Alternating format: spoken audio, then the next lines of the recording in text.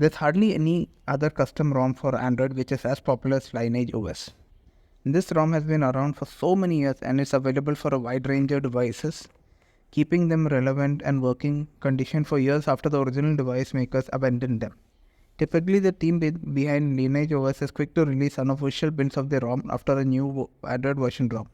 A stable release arrives a few months after, and it's usually in the April of the following year. With LineageOS 21, the team is besting its previous efforts and dropping its stable build almost 2 months before the usual timeline.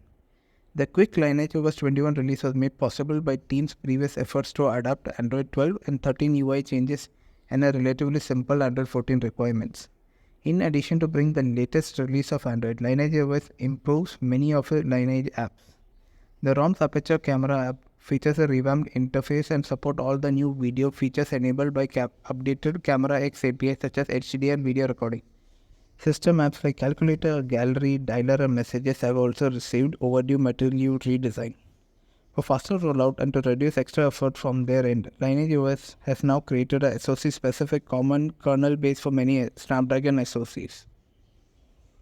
LineageOS 21 also brings a major name change. The team will no longer following the sub-version naming scheme.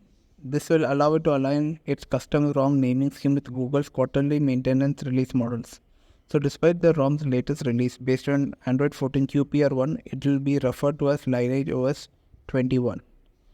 With the first LineageOS 21 builds rolling out, the team is dropping support for LineageOS 19.1. It is not depreciating LineageOS 18.1 to ensure older devices continue to get support.